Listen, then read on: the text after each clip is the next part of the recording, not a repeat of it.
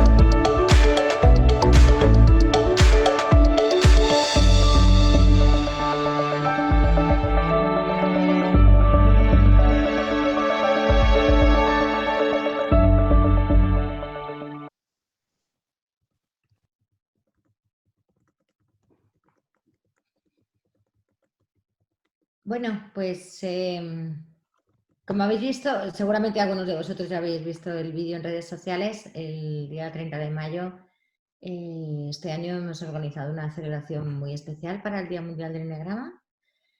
Es algo que, bueno, viene un poco dado por este momento en el que estamos viviendo. Ha sido posible organizar una celebración junto con otras afiliadas de la IA que compartimos nuestras raíces latinas, así que haremos una celebración en conjunto con Portugal, con Brasil, Argentina y con Colombia.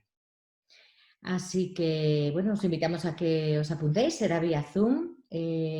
A lo largo de la tarde, a partir de las 4 de la tarde, habrá varios eventos y diferentes paneles, como decía en el vídeo, formado por expertos. Tenemos de momento 10 nacionalidades distintas en los integrantes de los paneles. Entre los 5 países hemos buscado que hubiera personas de estos 5 países y de otros tantos de América Latina que tienen un papel relevante en el eneagrama. Así que, bueno, os animo a que os apuntéis. Están volando las plazas. Pedro Brasil me ha dicho que ya llevan 200 apuntados, sus plazas ya se han agotado.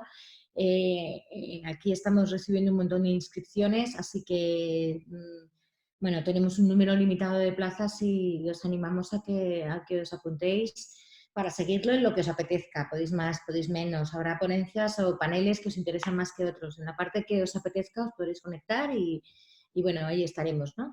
Celebrándolo todos y disfrutando. Y bueno, sin más os doy la bienvenida al Más que 9 de hoy. Hoy será nuestra moderadora Nelly Rey y tendrá el súper placer de moderar a 2 de nuestros profesores que van a profundizar en el eneatipo 6. Tenemos con nosotros a Eduardo Layana. Buenas tardes, Eduardo, y muchas gracias. Y a Lourdes Lamas, perdóname, que me quedo en blanco, Lourdes. Bienvenida, Lourdes, y muchas gracias por estar aquí a los dos. Así que, bueno, espero que... Estoy segura de que vamos a aprender mucho con vosotros. Muchísimas gracias y vamos a ello. Muy bien, pues muy buenas tardes a todos y a todas, a Eduardo y a Lourdes, que en esta ocasión pues se van a abrir a nosotros. Entonces, disparo con la primera pregunta. Vamos allá. ¿Qué es lo que más define al eneatipo 6? ¿Quién empieza? Le doy el paso a Lourdes. Vota. Pues lo que más define es, yo creo que la duda. La duda en el eneatipo 6 yo creo que es muy automática. Y te viene así, ¡pum!, de repente, por, no sé, no cualquier cosa. Realmente no es por cualquier cosa. es cuando es algo que realmente te importa, es muy importante para ti, y entonces ahí yo lo he comprobado en mí muchas veces, ¿no? Es automáticamente, es algo muy automático. Eso y, bueno, fundamentalmente eso, aparte de, bueno, pues por supuesto la búsqueda de la seguridad, que también se hace de una manera así, muy, o sea, lo tenemos como muy, muy, muy presente a la hora también de actuar.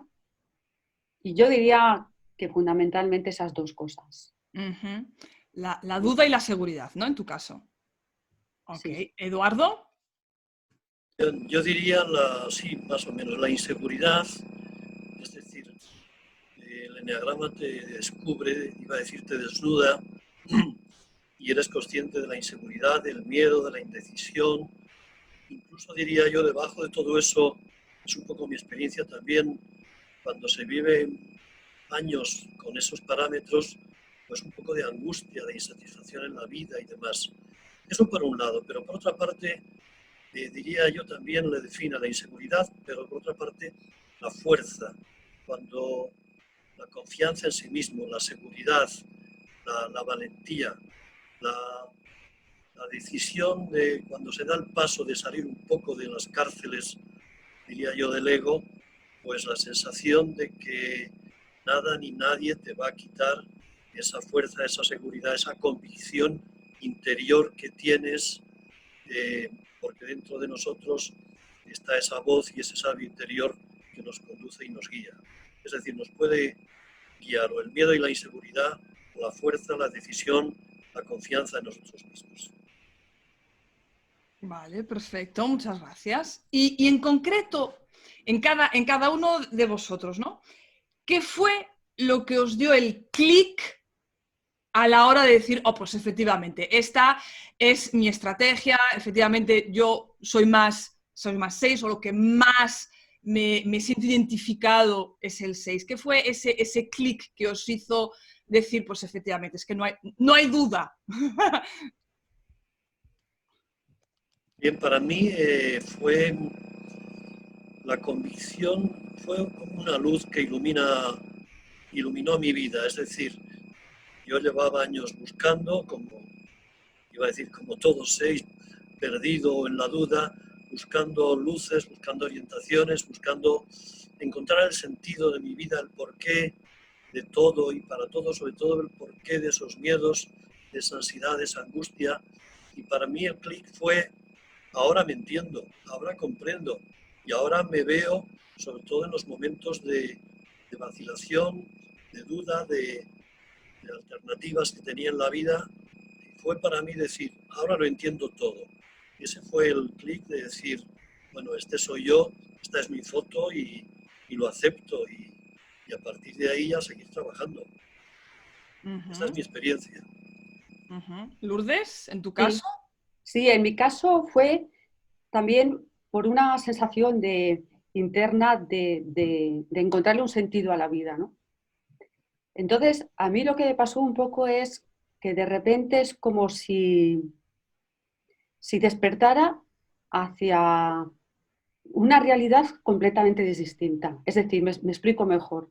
Es como si de repente te dieras cuenta de que todo lo que has estado haciendo durante este tiempo en tu manera de actuar, de ser, es como de repente todo se cae, se rompe y se te abren los ojos y empiezas a darte cuenta de cómo has creado tú la realidad. Empiezas a darte cuenta por qué has creado esa realidad, sobre todo, lo entiendes, lo empiezas a entender y es como que de repente ves otra realidad distinta y eres al mismo tiempo consciente de tu propia distorsión. Es como, insisto, como si todo eso, con lo que has vivido siempre aquí encima, se rompe, se agrieta y se desploma. Entonces a mí eso fue como que se me abrieron un montón de puertas a ver otras realidades y me empecé a dar cuenta de que de movimiento, o sea, formas de pensar, formas de actuar en pequeñas cosas de la vida, del día a día. Me iba dando cuenta cómo yo iba actuando, me iba dando cuenta de qué manera automática buscaba la seguridad y sobre todo de qué manera, porque hay muchas maneras de buscarla. Y todo ese Por patrón... ejemplo, cuéntanos algo así más concreto de eso de buscar la realidad, de lo que nos estás contando, Lourdes. Pues, a ver cómo, no sé si se me ocurre algún ejemplo, es que son como pequeños en las relaciones, por ejemplo, con los demás. A mí ahí se me rompió mucho, en el buen sentido de la palabra. En las relaciones y cómo primero te vas dando cuenta de la manera en que tú te relacionas de los demás, por qué es de esa manera. Y realmente es cuando uno se hace un viaje interior a descubrir por qué te actúas de esa manera y no de otra. Ya no desde la crítica, desde el juicio, sino de entenderme, de decir, ¿por qué actúo así? Realmente en el fondo de mi corazón, ¿qué es lo que yo busco? ¿Y por qué busco eso? ¿En qué me baso? ¿Por qué necesito esa seguridad? Entonces, para mí fue muy importante discernir desde dónde me comporto muchas veces o desde qué lado me comporto y por qué, o desde qué otra perspectiva, ¿no? Entonces, bueno, esa manera de relacionarme, que es un buen ejemplo, pues me hizo conocer como te digo, otra realidad, me hizo darme cuenta de mi propia distorsión, de mi propia neurosis, ¿no? Independientemente de que sí me comprendía, ¿no? Pero claro, si tomas conciencia de ello, ya es como que abres otra perspectiva, ¿no? Hacia la vida, ¿no? Y es decir, Dios mío, es que toda la vida me he creído esto y aunque lo he necesitado, de acuerdo, y puede estar muy justificado, pero no, es una neurosis al final, ¿no? Bien, vamos a profundizar un poquito más en esto del miedo, vamos a ver qué pasa entre los seises y el miedo. Resulta que, bueno, me hizo mucha gracia a nivel así de que al principio del confinamiento había como una serie de memes, ¿no?, que circulaban en algunos grupos del eneagrama, aunque usando el cliché, pero que tenían su gracia, ¿no? Que era como que ¿quién lo va a pasar peor en esto del confinamiento? ¿No? Y todos, había pues, una serie de personas que decían el 6, el 6, el 6, ¿no? Entonces, por eso del miedo, el miedo al que va a pasar, ¿no? Un poco todo esa historia. Entonces, retomando un poquito esto y hablando de lo que ya habíais, de lo que traéis, del miedo, cuando os apodera el miedo, ¿qué sentís? O sea, aparte de si tengo miedo, pero ¿dónde exactamente dentro de vuestro cuerpo? ¿Qué pensamientos surgen y qué hacéis? A ver, yo personalmente no he sentido el miedo al confinamiento. O en general, más que al confinamiento, en general. Cuando llega pues esa sensación de miedo. Bueno, el miedo de alguna manera te paraliza, ¿no? Te Uh-huh. paraliza y quizá te hace pensar, buscar soluciones, Porque el miedo de alguna manera es una emoción que te está indicando que estás perdido, que la vida, que peligra la supervivencia, de que no estás seguro. Entonces te hace pensar, estamos hablando de los mentales, del 6, el miedo te paraliza y te hace pensar. Yo no he sentido miedo en el confinamiento, quizá porque, bueno, lo he aceptado desde el principio. A ver, yo sería contrario a identificar excesivamente el 6 con el miedo. Mi propuesta sería miedo y valor, miedo y decisión, miedo y fuerza, miedo y confianza. Porque si no tenemos el peligro, yo creo que es algo que en la comunidad del eneagrama se puede estar dando en algunos ámbitos, ¿no? De identificar demasiado los eneatipos con las pasiones, con la primera... Yo recuerdo haber escuchado directamente a Claudio Naranjo que en un curso segundo de eneagrama nos decía que los eneatipos era para olvidarlos. Llegará un momento en que te olvidas de que eres un 6, o que eres el miedo, o que eres la pereza, o que eres para comenzar a vivir desde otro ámbito, desde otra sensación. Entonces mi experiencia es esa. Yo diría que ahora no tengo miedos. Sí que percibo, y esto me lo hizo ver un poco Antonio de Portugal, eh, como que sí que hay miedo. Yo que sé, por ejemplo, yo colaboro y soy presidente de una ONG, y sí que como que me da miedo ampliar, crecer, avanzar. Por ahí sí que veo mi miedo, como no ser lanzado en ese sentido, quizá en esto como en otras cosas, ¿no? Y en ese sentido sí que puede ser un poco, ese miedo merma, ese miedo paraliza o dificulta un poco el crecimiento. Pero yo insisto en, a la vez, yo entiendo que el 6, si tiene confianza en sí, si tiene una cosa clara, dicen que es el eneatipo más ambivalente, ¿no? Porque quizá los dos extremos se ven como mucho más claros. Es verdad que hay miedo, pero es verdad que hay fuerza, que hay confianza, que hay seguridad, que hay decisión, que hay determinación. Entonces, bueno, es cuestión de qué predomina más en la vida de cada uno, que puede ser por etapas. También puede haber etapas donde predomine más el miedo y los fantasmas del futuro, y otras etapas donde predomine más pues esa luz interior, esa confianza, esa seguridad, ese saber lo que quieres, ir a por ello por encima de carros y carretas, que decimos en Castilla. Esa es mi experiencia. Muchas gracias, Eduardo. Lourdes. Bueno, pues mi experiencia, tiempo atrás, yo sí he sentido mucho miedo. A mí lo que me producía el miedo, efectivamente, o sea, es una parálisis en cuanto a que, primero, te da mucha ansiedad. Si hay algo que yo creo que el 6 odia, es tener miedo, es lo que más odia, creo. O sea, pienso, y a mí sí me ha paralizado, pero me ha paralizado por miedo a que la decisión que yo tuviera que tomar no fuera la correcta y que fuera perjudicial para mí. Claro, eso como buena mental le das muchas vueltas a la cabeza y al final entras en una parálisis por análisis, ¿no? Porque quieres dar justo, además quieres dar justo con la verdad, porque encima quieres ser justa, porque tienes detrás de ti unos valores. Entonces, claro, al final eso sí te paraliza.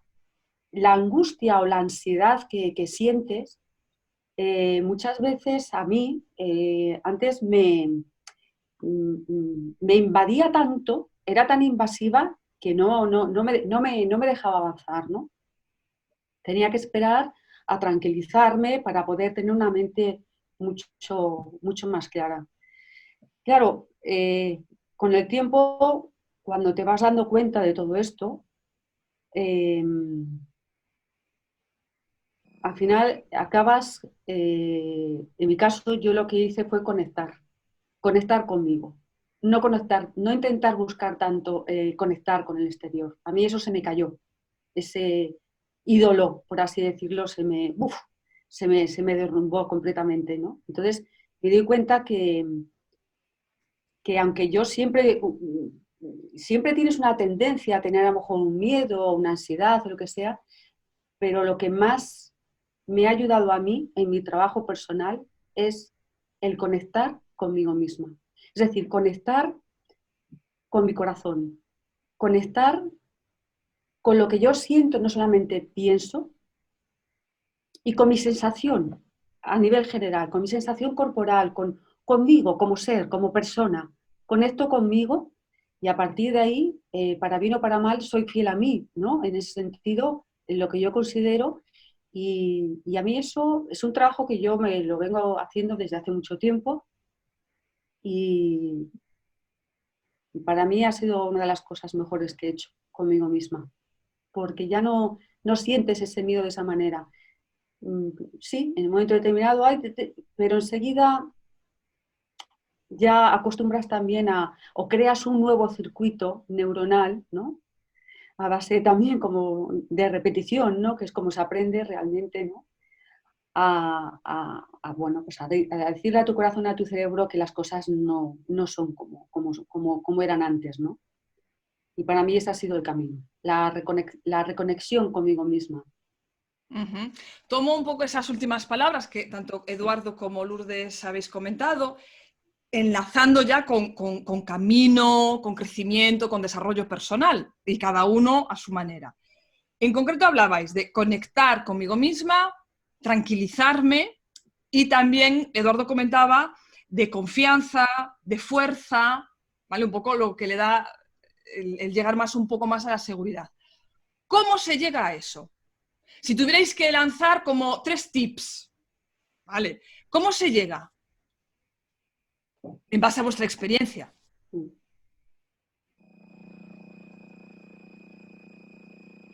toca primero. Adelante. ¿Cómo se llega? A ver, yo he trabajado el eneagrama con otra técnica que yo valoro mucho también, que es el focusing. Focusing es el método del enfoque corporal. ¿Cómo se llega a eso? Pues conectando el lenguaje vulgar y paladino, conectando con nuestras tripas.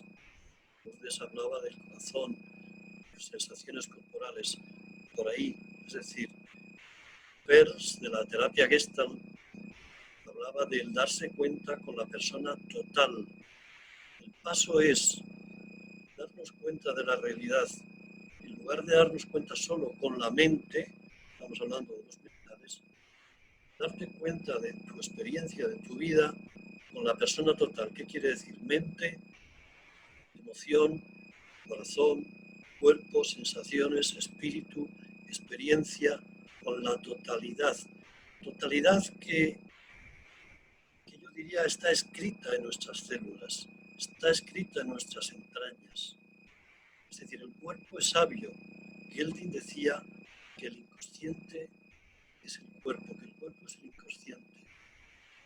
Si nos damos cuenta, si nos abrimos a las sensaciones corporales, pues por ahí podemos darnos cuenta y ahí encontramos esa paz, esa seguridad, esa confianza, esa fuerza que nada, nadie nos puede quitar.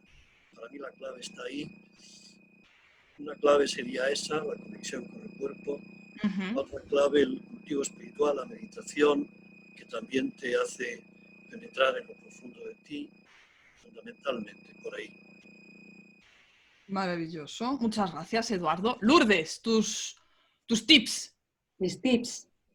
Pues mira, mis tips serían honestidad, escuchar o sea, la escucha, y el tercero, la relajación. A ver, y me explico mejor. Honestidad en el sentido de que es buscar la honestidad dentro de uno mismo, de realmente que es como mirarte al espejo, ¿no? Y decir, bueno, yo frente a una serie de experiencias, vivencias que tengo en la vida, tengo una serie de emociones. Entonces, ser honesta en el sentido de realmente qué estás sintiendo rabia, estás sintiendo, bueno, cualquier emoción, ¿no? Enfado, lo que sea. Todo porque primero es el reconocimiento de que como seres humanos tenemos emociones. Eso, por supuesto, lo sabemos todos, pero una cosa es decirlo y otra cosa es ponerte delante del espejo y decir, bueno, estoy reconociendo que yo siento esto. Entonces, para mí ha sido muy importante la honestidad conmigo misma, aunque no me gustara, aunque en un momento determinado pudiera sentir, no sé, hasta envidia en un momento determinado por algo, o hay miles, o tristeza, o cualquier emoción, ¿no? Entonces era siempre pillarme por ahí, ¿no? Decir, bueno, estoy sintiendo esto, lo reconozco, como lo integro dentro de mí, y como ser humano, pues no taparlo, sino enfrentarme a ello, verme desde el espejo. Después hay una escucha interior. El segundo paso para mí fue muy importante, el sentarme. Muchas veces yo cerraba los ojos, respiraba y dejaba escuchar. Hay algo dentro que te habla. Cuando un día estás incómoda o estás más triste o estás, bueno, pues como sea, ¿no? Siempre hay algo que el cuerpo te dice. Incluso yo me he visto muchas veces la tensión, cómo tengo los músculos en tensión, ni siquiera me estaba dando cuenta. Entonces, el reconocer eso o hacerlo, o el darte cuenta de tomar conciencia de eso, a mí me ayudó mucho pues, para conectar conmigo misma, ¿no? Y luego, por supuesto, la relajación. Yo, por ejemplo, hago tai chi, a mí me viene fenomenal. El silencio, el escuchar también tu respiración, no solamente es el movimiento. También el teatro para mí ha sido fundamental. Yo llevo muchos años en teatro y me ha enseñado y me seguirá enseñando muchísimo, muchísimo. Entonces, son los tres factores que para mí han sido determinantes, ¿no? Y luego los valores en el sentido de querer buscar lo mejor de ti, ¿no? Sacar lo mejor de ti, ¿no? Si realmente lo quieres de corazón, porque para cambiar yo siempre digo que primero hay que querer, si lo quieres desde las tripas, lo consigues. Lleva mucho tiempo, no es de un día para otro, y lleva mucho trabajo y es muchas idas y vueltas, muchas caídas, entrar en estrés, pero luego te vuelves a pillar. Pero si realmente quieres cambiar, al final lo cambias y te haces contigo mismo, ¿no? O sea, aprendes a liderarte realmente, sabiendo cuáles son tus puntos débiles, ¿no? Pero es una especie de buscar lo mejor de ti, ¿no? Muy bien, pues recogiendo también esas últimas palabras de idas y venidas y buscando esa mejor versión y lo mejor, ¿cómo influye, afecta o infecta el triángulo? Es decir, los movimientos 9, 3, 6, porque son bastante rápidos y forma parte. ¿Cómo os movéis ahí? ¿Qué pasa? ¿Cuál es el misterio? Te dejo paso, Lourdes, a ti primero ahora. Bueno, pues es verdad, me encanta esa pregunta porque, oye, es muy interesante. Yo me doy cuenta, cuando estoy en mis mejores momentos, estoy más... bueno, es que realmente en mi experiencia es una mezcla. No es que estoy en el 9, no, ahora estoy en el 3. No, yo no lo vivo así. Y no creo, sinceramente, no creo que... creo que siempre hay mezcla. No hay algo puro en el que me voy a 9 y entonces estoy en paz. No. Hay movimientos en que se asemejan más al 9, el arquetipo 9, que a mí me aporta esa tranquilidad, pero también me doy cuenta que muchas veces, cuando tienes ese crítico interno, por así decirlo, ¿no? Que te hace postergar, ¿no? Ahí es donde yo aprendo más del 3, ¿no? Y me parece, en este sentido, el enneagrama que tiene unas herramientas magníficas, ¿no? Porque puedes coger en un momento determinado un poquito, algo del 3 y algo del 9, mezclarlo y te puede salir, vamos, el mejor pastel del mundo, ¿no? Entonces, mi experiencia es un poco esto, ¿no? Que me muevo entre las dos. Perfecto. ¿Eduardo?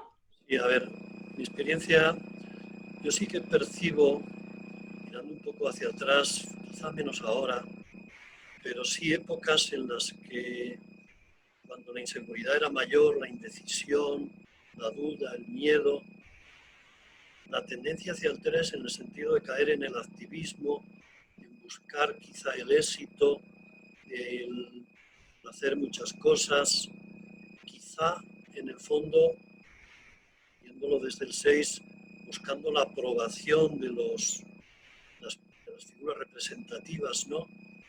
Y en el fondo es buscar la seguridad fuera a través del éxito, de las realizaciones, de las actividades, etc. Claro, eso es un camino peligroso porque conduce al estrés, evidentemente, hacia el activismo y todavía te desconectas más, como lo que yo he vivido en algún momento, de tu realidad interior, de esa fuente interior, ¿no? Es decir, ese movimiento hacia el 3 yo lo he vivido, quizá ahora menos, y también hacia el 9, y hacia el 9 yo diría en dos en dos aspectos. Uno, hacia el 9, digamos, pasivo, conformista, que todo bien, todo me da igual, todo vale, por evitar conflictos, por evitar peleas, un poco pasota. Bueno, pues en algunos momentos también, pero entiendo que el 9 tiene también la otra dimensión. El 9 es sano, digamos, es la fuente de la vida, es la energía, es conectarse con el ser, es conectarse con la vida, el flujo de vida. Yo, haciendo algún curso a algún 9 le decía, dentro de ti hay un volcán. El problema es que no conectas con él, ¿no? Pero por otra parte ese volcán y esa fuente y esa vida y esa energía, pues puede ser pacífica, puede ser serena, puede ser tranquila. Por tanto, sí, la experiencia es hacia el 3 en épocas de estrés, de activismo, de estar más perdido, buscando fuera la seguridad, la aprobación, el éxito.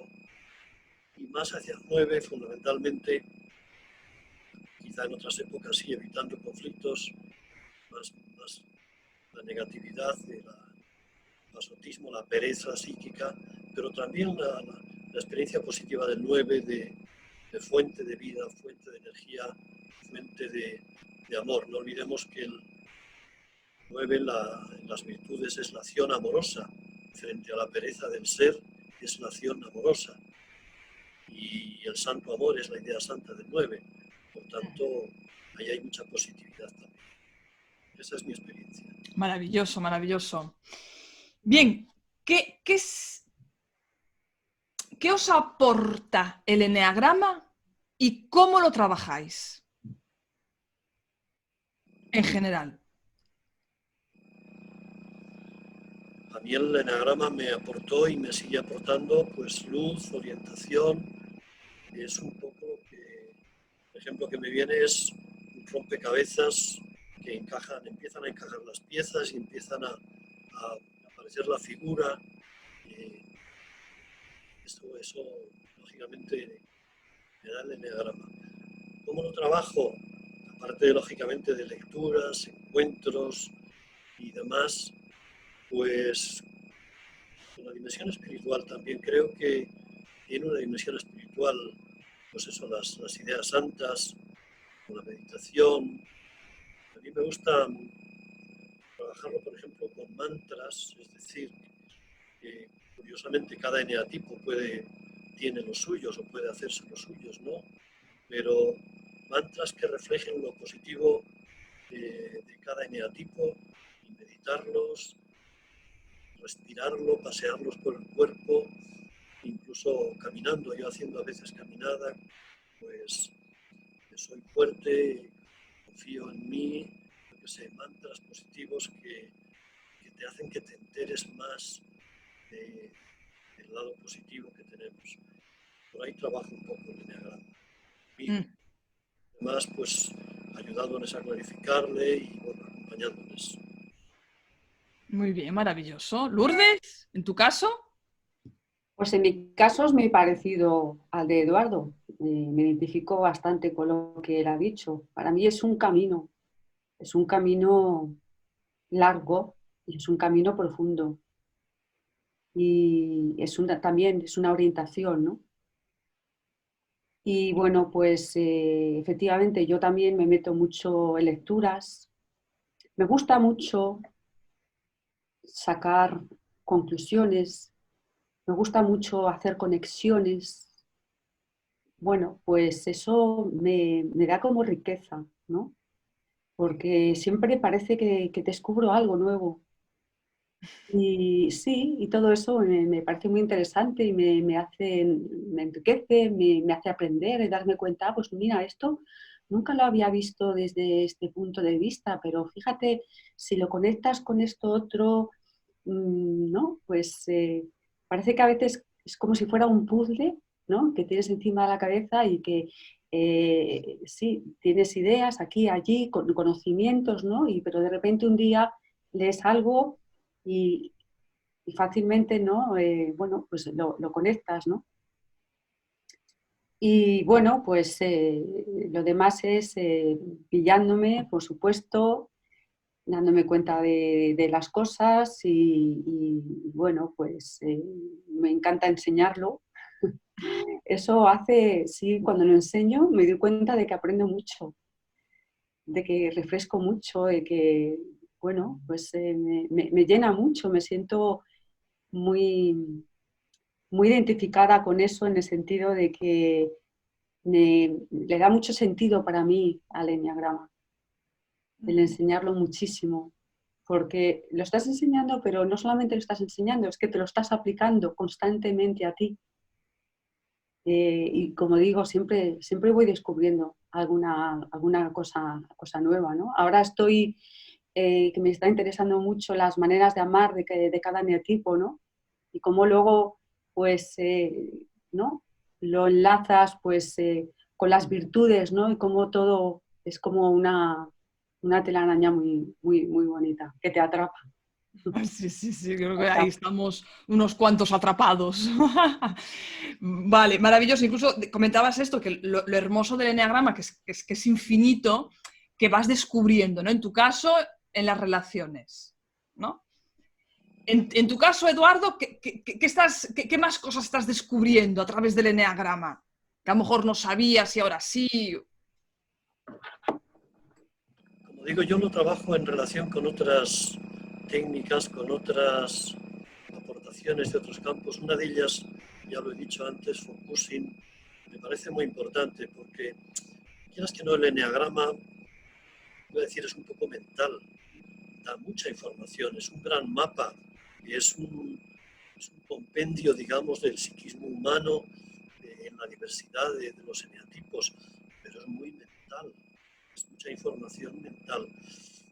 El complementarlo con otras técnicas que son más emocionales o más corporales me parece importante. En concreto, corporal, focusing, como digo, que te hace conectarte con tu cuerpo, ver cómo tu cuerpo vive, las experiencias, las sensaciones, la sensación sentida, decía Gelding, y también con la terapia Gestalt, que la terapia Gestalt trabaja muy bien también lo emocional, es decir, conectarlo con las emociones.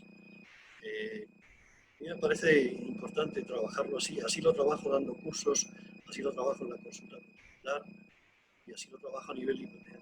Claro, te pueden decir que, yo qué sé, que en el 6 que estamos hablando, que la virtud es la fuerza, la confianza en ti mismo. Vale, es una información mental, pero ¿cómo siento yo esa fuerza? ¿Cómo la hago viva? ¿Cómo la descubro dentro de mí? Porque en el 9, pues eso, la acción amorosa es la virtud contraria a la pereza del ser. Bien, pero ¿cómo siento ese amor? ¿Cómo? Entonces, con estas técnicas, lo digo, con meditación, con mindfulness, con heartfulness, digo yo, es decir, no solamente mindfulness, sino corazón lleno también, ¿no? Pues se complementa bastante bien. Yo recuerdo que tuve un profesor formador de terapeutas de Gestalt, que él nos decía que, era médico, que un terapeuta pues debía tener 5, 6, 7 abordajes posibles. Nos ponía el ejemplo y dice, imaginaros un cirujano que tiene un paciente en el quirófano, un cirujano súper experto, pero de una sola técnica de cirugía. Y tiene el paciente en el quirófano, aplica la técnica, pero no le responde el paciente, ¿no? Y se le va. Un buen cirujano debe tener alternativas, debe tener 5, 6, 7 técnicas para que si una no funciona, poder aplicar otra, ¿no? Si una funciona parcialmente, complementarla con otra. Yo diría que el crecimiento personal, claro, yo hablo también como psicólogo, como terapeuta, pues es importante que aquello de temo al hombre de un solo libro, pues yo diría temo al psicólogo de un solo abordaje, aunque sea el eneagrama. Temo, sí, hemos de complementarlo con otras corrientes. He hablado de focusing, de Gestalt, de mindfulness, de muchas otras, el propio psicoanálisis. Con todo nos podemos enriquecer, Y es curioso cómo el eneagrama se relaciona con todo perfectamente. Riso lo relacionó con el psicoanálisis y se relaciona perfectamente con Focusing, con Mindfulness, se puede hacer. Un poco por ahí es mi práctica y mi experiencia. Yo invito a que no nos quedemos solo con el libro del eneagrama. Leamos otros libros que ayudan al crecimiento personal y al crecimiento social, que el propio eneagrama lo dice también. Claudio Naranjo, el día 30 se va a hacer ese homenaje. En un libro, Lourdes hablaba del amor de los eneatipos, el eneagrama de la sociedad. Y es muy interesante porque Claudio lo aplica al análisis de la realidad de la sociedad con el eneagrama. Y un capítulo tiene dedicado también al amor, cómo cada eneatipo, qué tipo de amor tiene, cómo se engancha, qué dificultades tiene en las relaciones amorosas. Es decir, abramos la cabeza, abramos el corazón, abramos el cuerpo y abrámonos a otras disciplinas. Maravilloso, ampliar la mirada. Bien, ahora profundizando un poquito en el subtipo, ¿vale? Dentro del 6, ¿con cuál os sentís más identificado y qué aspecto concreto lo hace, le da ese plus, no a más, sino de diferencia, ¿no? Pues a lo mejor al prototipo que siempre se lee de entrada del 6, ¿no? Que es más el 6 conservación. En vuestro caso, ¿cuál es y cuál es la diferencia de los otros? ¿Lourdes? A ver si te he entendido bien la pregunta. ¿Con qué subtipo me identifico yo? Sí, ¿cuál sería tu subtipo y qué característica te hace más diferente de los otros, por ejemplo? Con el cual tú te sientes identificada, claro. Yo me identifico más con el subtipo de conservación. Uh-huh. Bueno, es que realmente la característica es lo que es la propia conservación. Yo me doy cuenta que soy de las que mete en la maleta el paraguas, el por si acaso. Soy muy consciente de ello, o sea, lo tengo clarísimo, ¿eh? O sea, pero clarísimo. O sea, que es que yo cuando hago la maleta me doy cuenta perfectamente, digo, ahí va mi conservación pura y dura. Y en eso y luego, bueno, pues también un poco quizás bueno, pues bueno, el carácter, no es el carácter realmente lo que quiero decir, ¿no? Bueno, el cómo te expresas, ¿no? Y me explico, por ejemplo, con el 6 social, que es más frío, es más de, ¿no? Parece que como que marca más la distancia. Bueno, yo en ese sentido sí me identifico poco con eso, ¿no? Me veo a mí misma como alguien bastante cercano, bueno, más cariñosa, diría yo. Muy bien. Es lo que más diferencia veo. Eduardo, ¿en tu caso? Yo soy más subtipo social, el deber. Y sí, veo que me marca en el sentido de que, es decir, me come mucha energía o yo dedico mucha energía consciente o inconscientemente, pues quizá actividades de tipo social. Creo que la raíz de los tres subtipos está en la inseguridad, es decir, el 6 conservación busca salir de la inseguridad a través de ser amable, cariñoso, el 6 calor, digamos, queriendo a los demás, porque si quiero a los demás me van a querer y eso me da seguridad, ¿no? En el caso del 6 social, pues es un poco el cumplimiento del deber, el hacer las cosas bien, la responsabilidad, las actividades sociales, pero quizá en el fondo la raíz es la misma, es decir, eso me da seguridad, una seguridad externa que viene de fuera. Si hago todas esas actividades sociales buenas, filantrópicas, por decirlo de alguna manera, caso del sexual, el contrafóbico, bien, es un poco lo mismo, salgo de mi seguridad mostrándome fuerte, mostrándome... Yo trabajo con los subtipos en los cursos que doy, insisto mucho en buscar el equilibrio de los tres subtipos, porque en el fondo son tres instintos, subtipos, que gobiernan nuestra vida. Todos tenemos que cuidar de nosotros, todos tenemos relaciones de intimidad con la pareja o con amigos, con alguna persona especial, y todos formamos parte de una comunidad, de una familia, de una sociedad, de grupos, de organizaciones. Para mí fue muy revelador cuando hice el tema de los subtipos, que por cierto lo hice con Claudio Naranjo en Madrid. Fue muy revelador darme cuenta que yo diría que el 70, el 80% de mi energía se la llevaba tipo social y subtipo social, ¿no? Con lo cual me quedaba poca energía, poca vida, digamos, pues para las relaciones de más de intimidad y para el autocuidado, ¿no? Entonces, procurar equilibrar, procurar armonizar, procurar repartir bien, digamos, la energía, la vida, que de alguna manera, creo que era Freud quien decía que teníamos una energía limitada, y yo creo que es así, es verdad. Es decir, tenemos un quantum de energía, pero ese quantum no es ilimitado. Entonces hemos de saber repartirlo entre el cuidado de mí, sería conservación, el cuidado de la relación con relaciones de intimidad y nuestra protección social. Esa es un poco mi experiencia con el subtipo, pero veo sí que es bastante dominante todavía. Tengo que ponerle unas bridas y unos frenos al subtipo social que se me escapa de vez en cuando.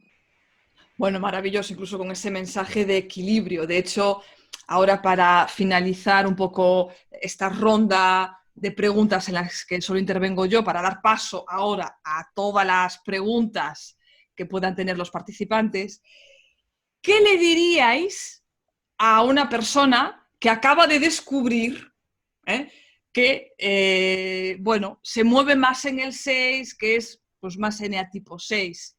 ¿Qué cuatro recomendaciones, sugerencias, tips, ideas le comentaríais para trabajarse, ¿no? En este caso?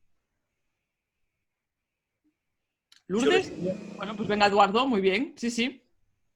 Yo le diría, sé fuerte, eres fuerte, no sé, eres fuerte, créetelo, confía en ti, confía en tus tripas, puedes, tú vales, tú sirves, tienes que creértelo. En segundo lugar, siente, no pienses tanto. Si quieres, pasea por el corazón tus ideas, tus proyectos, paseándolos por el corazón y por el cuerpo.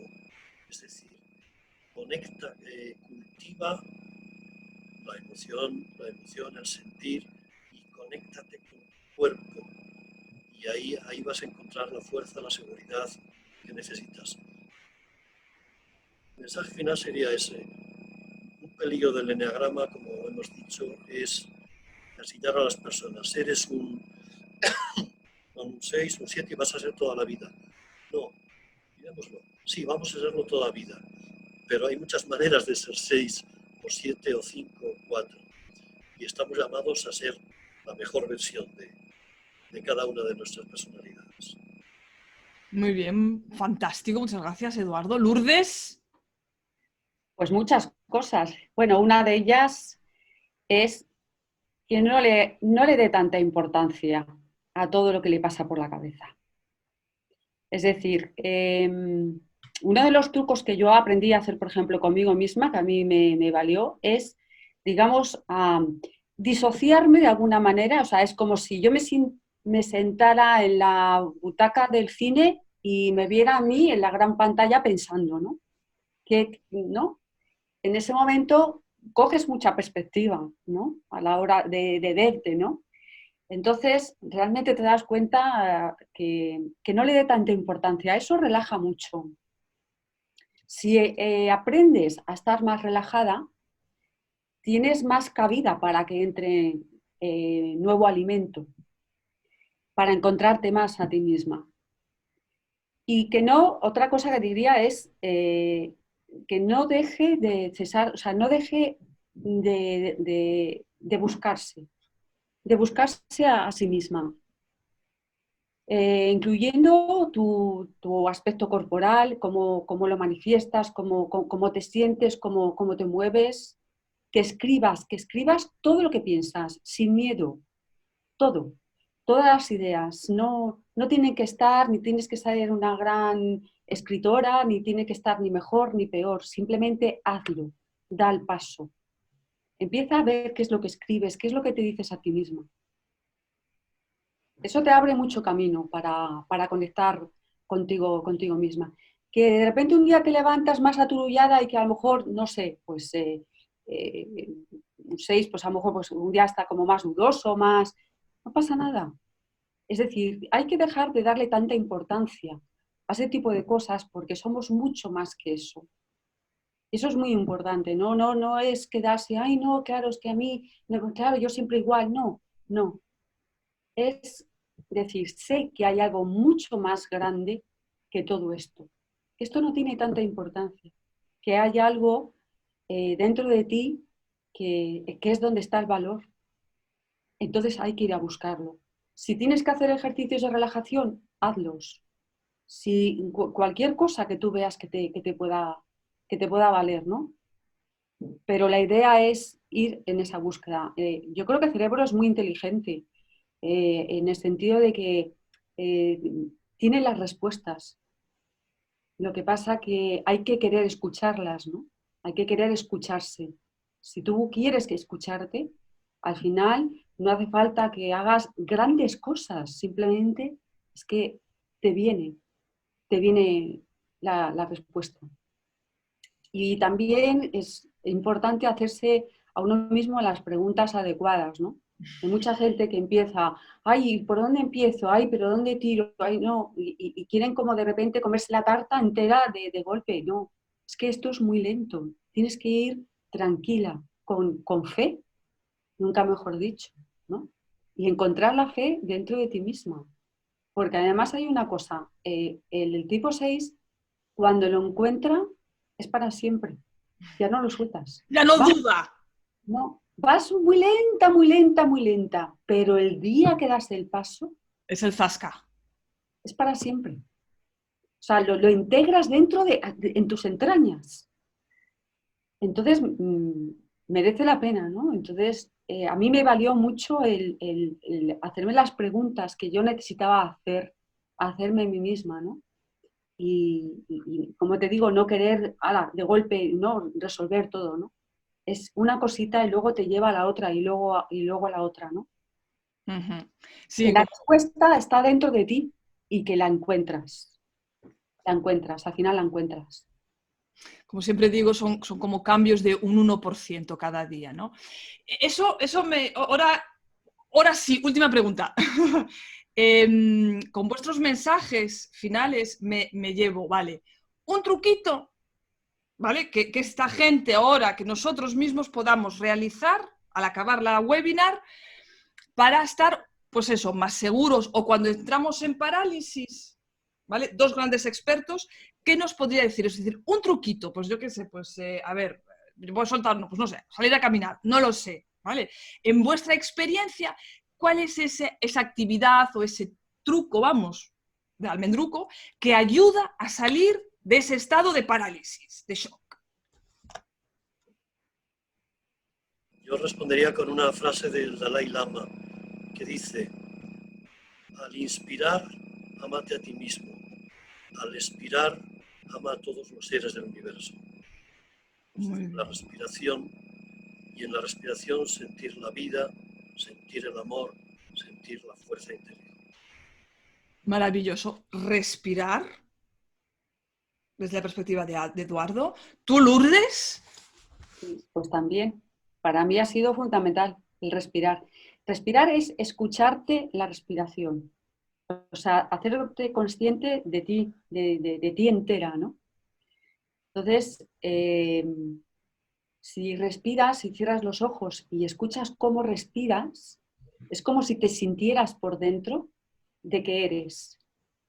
Y muchas veces, cuando estás en un estado de mucho estrés, a mí me valía mucho el no luchar con eso. O sea, vale, déjalo estar. Simplemente es. O sea, tu cerebro está haciendo lo que ha aprendido a hacer. Tu cerebro tiene una serie de circuitos neuronales aprendidos y lo que está haciendo es aprender. Se te ha disparado algo en la amígdala, te ha puesto en alerta, déjalo estar. Simplemente le dices, es. Y una vez que haces eso, empiezas a escuchar tu respiración. A mí me ayuda, por ejemplo, muchas veces la música. Una música que para mí parece como que me entra, ¿no? Y entonces es como recuperarte, ¿no? De ti, ¿no? Me voy a rescatar. Y a través de esa respiración que te escuchas, puedes cerrar los ojos, puedes, ¿no? Decir, bueno, está pasando esto, ¿vale? Sé que estoy fuera de la realidad ahora mismo. Y simplemente soy un ser que estoy aquí, en el mundo. Ya está. No sé cómo explicártelo mejor, ¿no? Es una sensación corporal, ¿no? Y no es fácil de explicar. Bueno, yo creo que nos has avanzado mucho. O sea que respirar ambos, fundamental, pero desde una respiración consciente, ¿no? Lo que comentaba tanto Eduardo como tú, Lourdes. Y momentos de estrés es. Aquí. Bueno, maravilloso, maravilloso. Pues si os parece ahora, para no demorar tampoco y estar aquí hasta las 12, hasta la hora de Cenicienta, podemos abrir ahora el momento de preguntas y que tenemos aquí a dos maravillosas personas pues, que nos pueden dar mucho feedback y muchos recursos, experiencias sobre lo que cada una, ¿no?, tiene de duda. Para las personas que no conocen cómo solemos funcionar, si tocáis el botoncito donde pone participantes, aparece una opción que es levantar la mano. Entonces, la persona que quiera hacer una pregunta levanta la mano y le vamos nosotros abriendo el micro. ¿Ok? De hecho, había una en el chat. Sí, María había hecho una pregunta en el chat. Ya está levantando la mano ya, o sea que directamente que entre María. Estoy muy aplicada. Una pregunta, en un supuesto de un eneatipo 6 en un nivel de desarrollo medio-bajo y con el tema de los estereotipos y para intentar un poco ayudar a identificar a la gente, habéis dicho las dos principales cosas que os surgen es el miedo y la duda.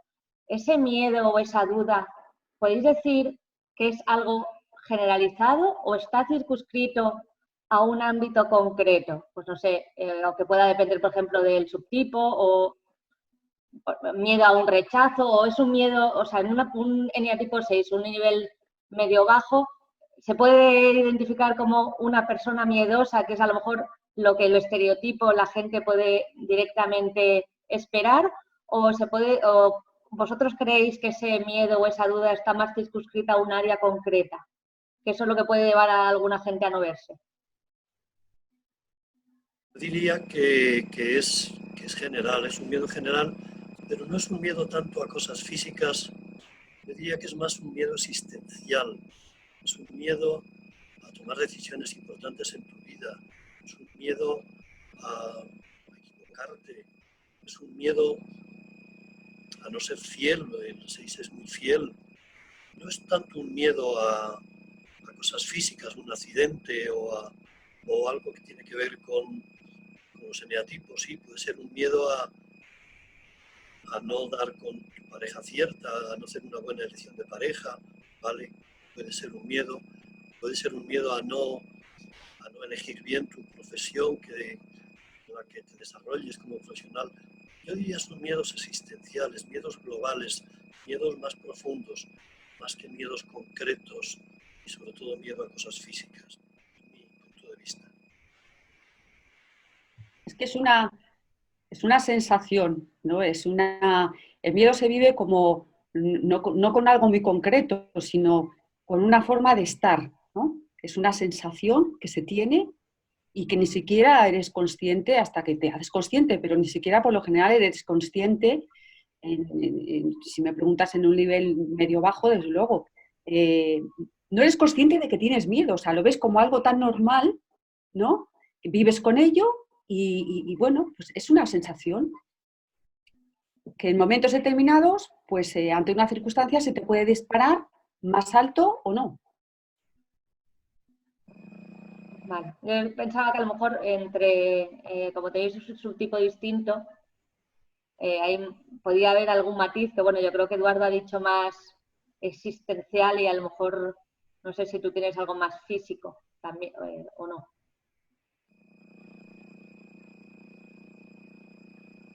¿Me preguntas a mí? Perdón. Sí, a ti, Lourdes. Ah, disculpa. No, físico, si es un miedo físico, ¿te refieres? Bueno, es que no es que sea un miedo físico, es un miedo mental, es un miedo de sensación. Y luego otra cosa es que lo reflejes físicamente, que tus músculos estén más constreñidos, que te veas más tensa, que ni siquiera te das cuenta de ello. Pero yo yo no pienso que sea una cuestión de subtipo. Es decir, yo creo que cada subtipo lo manifiesta de una manera diferente, claro. Pero no es una cuestión de subtipo, es una cuestión de más de base, ¿no? Yo ahí estoy de acuerdo con lo que dice Eduardo. Es un miedo existencial, ¿no? Creo que es un miedo a la vida, es un miedo a crecer, es un miedo al amor, es un miedo a tomar decisiones importantes en tu vida por equivocarte, es un miedo a la crítica de los demás, al juicio de los demás, es un miedo paralizante. Sí, porque a lo mejor tomas unas decisiones que luego no son las adecuadas y eso no es fácil. Para un 6 no es algo que... O sea, eso le paraliza bastante, diría yo.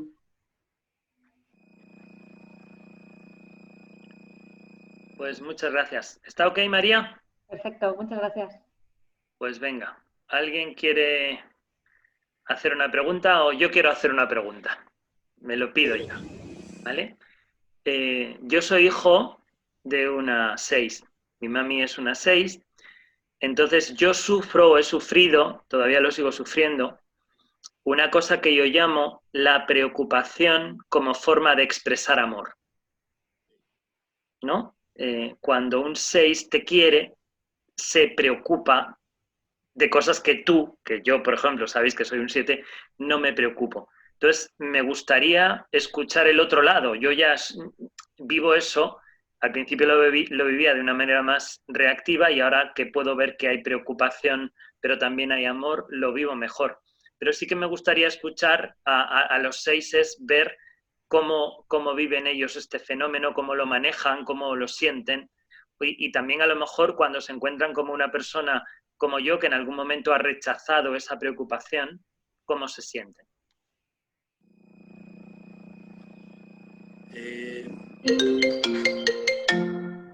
Creo que sí está muy frecuente ese miedo, esa preocupación, mostrando amor, sí. A mí me ha recordado también la imagen de mi madre, que no sé si era un 6, pero yo creo que en la raíz de cómo se configura el 6 en la infancia, sí que está eso que has dicho, Pedro, de demasiados mensajes de hijo, ten cuidado, no te pase algo, cuida, salir a la calle, cuida con las relaciones, demasiado miedo, te siembran el miedo, demasiado, y es porque te quiero mucho, claro, pero eso te hace, pues eso, confiar en ti, te hace estar alerta, te hace desconfiar de los demás.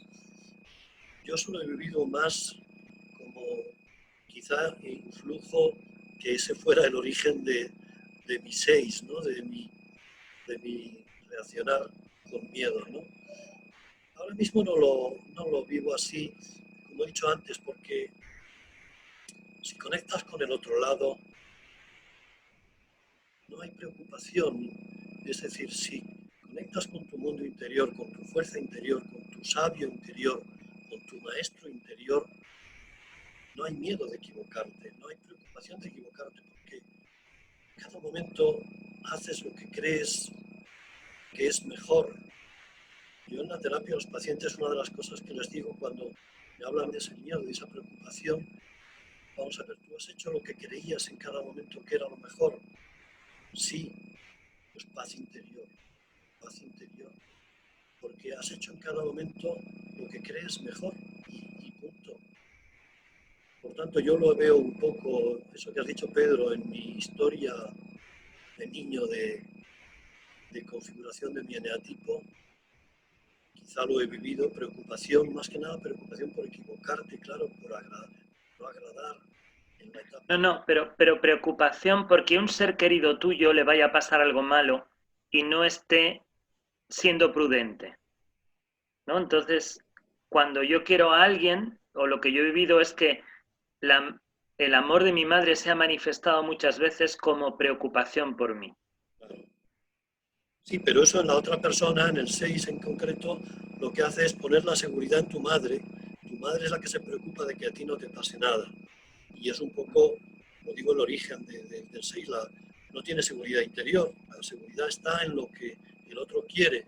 Y además está, en el fondo, sembrando desconfianza en que tú no puedes hacer un poco lo que sientes, lo que quieres, lo que te apetece, porque tienes ahí el fantasma de cuida, que tu madre, que te quiere muchísimo y sabe lo mejor para ti, te está diciendo que está muy preocupada.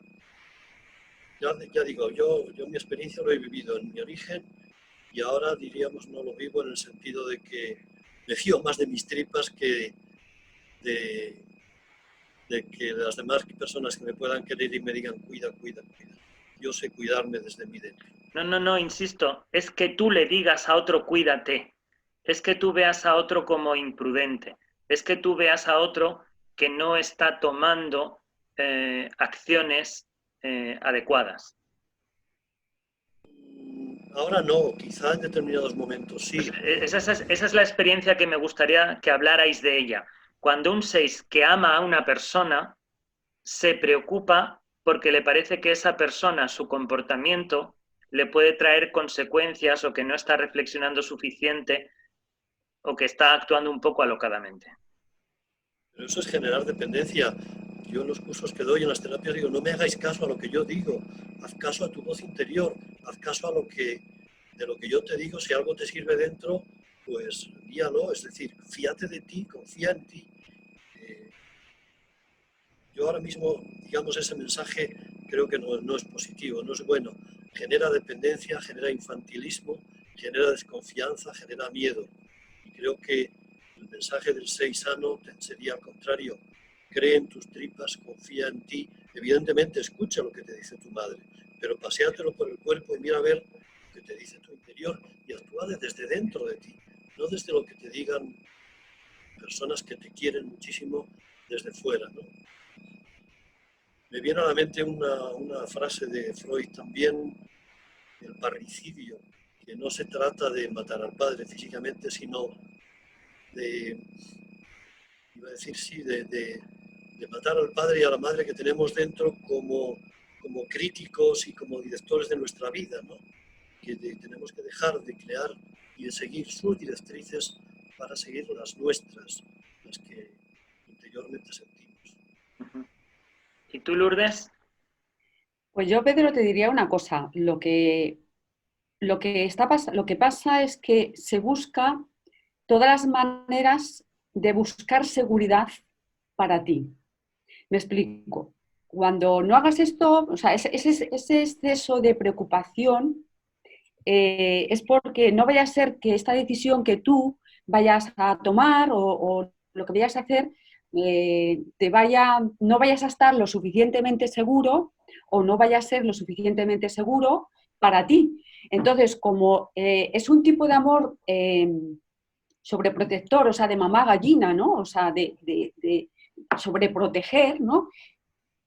En la mente de un 6 está siempre muy abierta a ver todo el abanico de posibilidades de de que pueda fallar o no fallar algo, ¿no?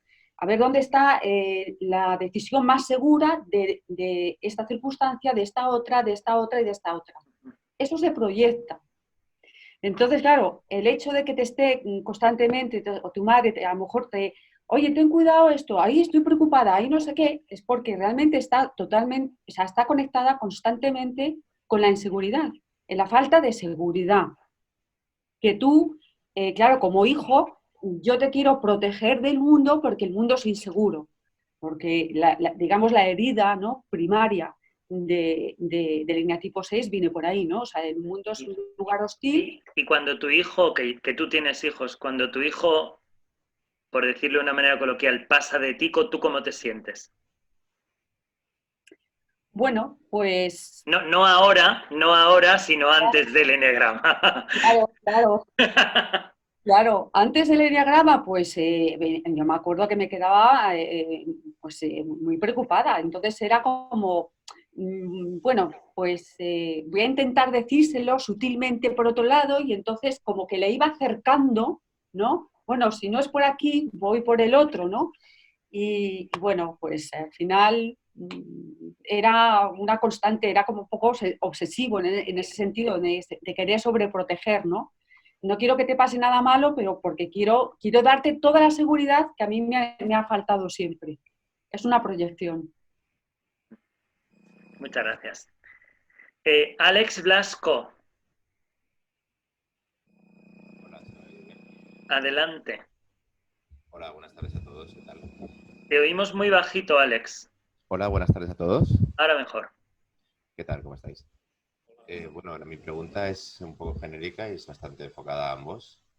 Y es, ¿cómo ven, como seises, el futuro de la humanidad en estos tiempos de coronavirus? Gracias. ¿Podrías repetirlo un pelín más alto, por favor? Sí, ¿Cómo ven como seises el futuro de la humanidad? de la humanidad en su conjunto, sin olvidarnos a ningún ser humano.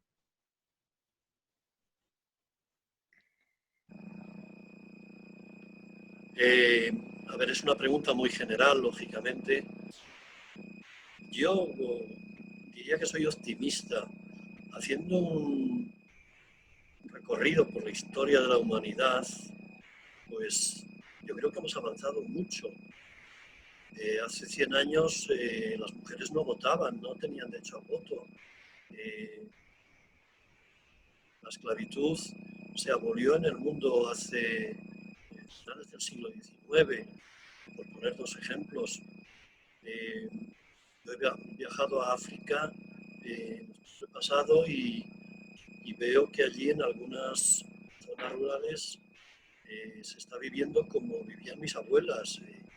No hay luz eléctrica, no hay agua corriente, apenas hay servicios médicos. Yo creo que la humanidad poco a poco va avanzando, vamos caminando hacia mejor.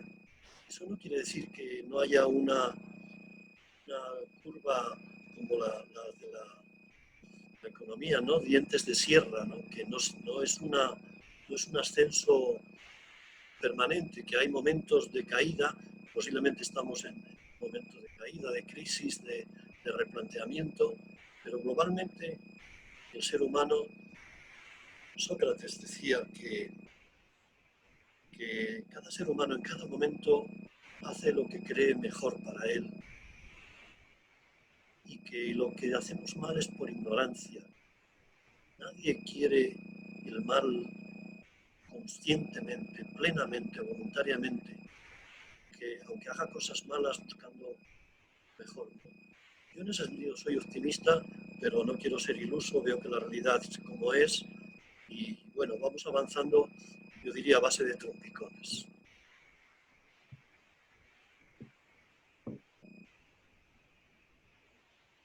Gracias. Si pudiese contestar también Lourdes. Sí, bueno, yo la verdad es que yo veo un futuro bastante esperanzador. Yo lo veo, yo creo que intuyo que van a cambiar mucho nuestras relaciones, independientemente de que nos podamos abrazar o no. Creo que está habiendo ya desde antes de esto, un despertar más de la conciencia.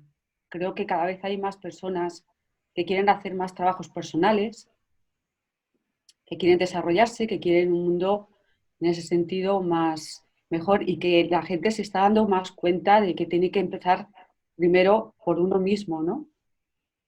Y no exigir tanto que los demás cambien, ¿no? En ese sentido creo que yo, por lo que veo a mi alrededor, está surgiendo ahí un público, por así decirlo, que me parece que esto va a hacer que cambie mucho la sociedad. Y bueno, yo, como te digo, lo veo con bastante, bueno, esperanzador, y no lo veo, no tengo una sensación negativa con respecto al futuro. Ahora mismo se vive mucho la incertidumbre porque no hay datos todavía que conocemos, y qué va a pasar, que si la vacuna, que si todo esto, ¿no? Y creo que es una buena ocasión para aprender a, a vivir con la incertidumbre, porque siempre va a haber incertidumbre. Entonces, bueno, yo por lo menos me estoy aprovechando mucho de eso. Pero creo que las cosas van a ir para mejor en ciertos aspectos.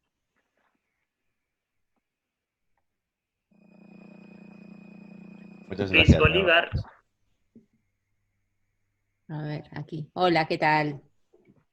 Bueno, gracias por compartir. Os he escuchado sobre todo comentar, ¿no?, que utilizabais herramientas corporales básicamente, y aludíais mucho al cuerpo, al focusing, ¿no? También ha habido algo, ¿no?, de mindfulness, etcétera, pero quizá no parecía que era lo más importante. Y mi pregunta era que sí, obviamente cuando por fin uno sale del ruido mental porque conecta con el cuerpo, conecta con el corazón, se relaja, ¿no? Y ya está, el ruido desaparece. Pero mi pregunta va más al final, la sensación que tenéis es, ¿la solución definitiva, entre comillas, está más en conectar con el cuerpo o está más en confiar en la orientación interna de vuestra propia mente? Es decir, donde un 6 o la herida de vida, ¿no?, este miedo básico, fundamental, tiene que ver con no confiar en el propio criterio, en la mente, ¿no? Entonces este lío, no voy a poder decidir, etcétera. Si realmente la clave, como diría Enneagrama casi, ¿no?, cuando se armonizan los 3 centros, el centro mental es poder confiar realmente en la propia mente, en el propio silencio interior y lo que uno encuentra ahí, ¿no?, sin utilizarla mal. ¿Qué opináis de esto, desde vuestra experiencia? Mira, yo te contesto ya sin lugar a dudas, pero sin lugar a dudas es la confianza en el interior, en tu interior, la confianza en ti mismo. O sea, que llegas ahí a través de una relajación, de una conciencia de tu cuerpo, de cómo estás, de acuerdo. Pero sin lugar a dudas, el estado que es realmente el estado natural de las personas, ¿no? Pero al estado en que el tipo 6 es la confianza en tu interior, es ser tu luz interna y creer en ella, realmente. Es decir, es esta, esté bien, mejor o regular, no importa. Esta es, y yo quiero ser coherente conmigo misma. Y por lo tanto, esta es la luz interna que yo voy a seguir. Ese es el mejor, o sea, esa es la paz interior de la que yo siempre hablo, es esa realmente. Es encontrar un estado de paz.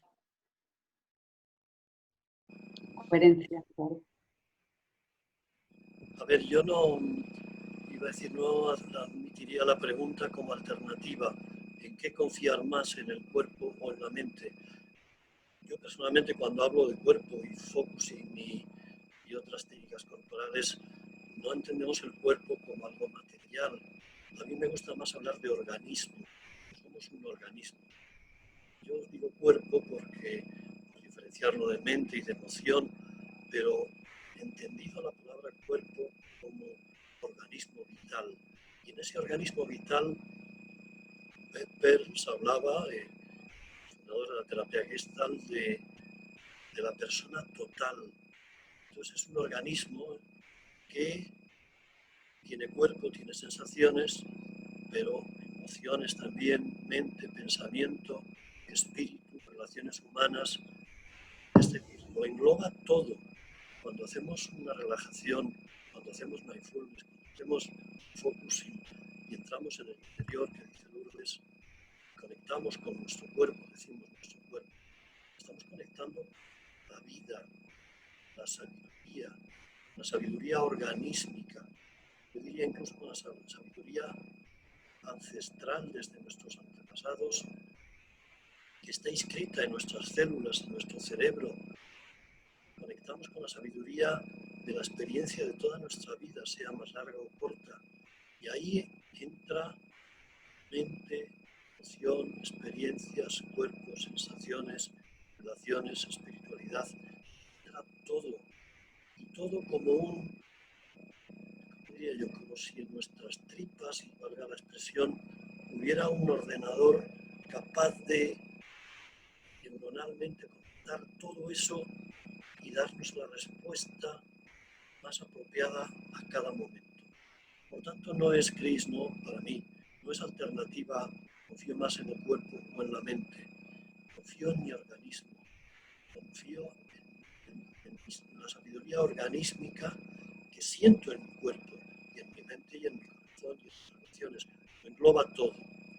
Y yo creo que ese es un gran paso. Pensar la mente solo como mente, digamos, separada del cuerpo, de la vida, de las experiencias, ese sería el 6 mental en los niveles inferiores, y dar el paso a, bien, evidentemente somos seres mentales, pero emocionales, con experiencia, relaciones, con espíritu, vida. Y todo eso vivido, sí, en el cuerpo, en las sensaciones corporales, yo diría más en las tripas, a nivel de estómago. De hecho, a ver, si yo ahora os digo pensar en vuestra madre, bien, se va el pensamiento, pero hay algo que se genera a nivel de corazón, de tripas, de estómago, una sensación. Esa sensación engloba el conjunto de experiencia, de vivencia, de pensamiento, de sentimiento que tienes con relación a tu madre o cualquier otro tema que digamos. Esta sería un poco mi respuesta, es más, digamos, más integradora que no alternativa. No es cuerpo o mente, sino cuerpo y mente y corazón y experiencia y relaciones. Y todo en la unidad. Belén. Bueno, pues yo también soy un 6 y quería compartir con vosotros una cosa que a mí me pasa y saber qué opináis. Porque veo que lo que estáis contando de cómo conectáis con vuestro corazón y con vuestro cuerpo, porque siempre estamos en la mente, lo hacéis desde la respiración, desde la calma, ¿no? Pero a mí me ocurre una cosa que no sé cómo la habéis vivido vosotros, que es que me entra una agitación terrible en el cuerpo que no estoy acostumbrada a sentir, porque claro, siempre estoy con el run run, mi energía siempre está aquí arriba, ¿no? Pensando. Entonces, cuando me ocurre algo y tengo que tomar una decisión, y realmente siento que es la adecuada, le empiezo a dar vueltas, pero el cuerpo se me empieza a agitar y tengo una agitación que me necesito empezar a moverme, a bailar, a andar, a algo, y tengo el corazón contento. Entonces, me asusta esa sensación porque no estoy acostumbrada a sentirla. Y no es desde esa calma que habláis, sino desde ese, venga, que es esto, que lo tengo, que sé que va a salir bien, ¿no? Como si ya se va como yendo ese miedo que siempre me invade. Claro, es una sensación rara, el perder ese miedo y el decir es así, Belén tira para adelante, que esto va así, ¿no? Y me ocurre algo parecido de cómo vive el 6, el fóbico y el contrafóbico, ¿no? Entonces, cuando yo soy conservación, generalmente estoy tranquila, siempre lo que dicen más fóbica, pero cuando me pongo contrafóbica, en el sentido de que yo siento que oscilo mucho, es esa misma sensación corporal, solo que el corazón no está contento, está muy enfadado. me vas a perdonar la expresión, estoy muy encabronada.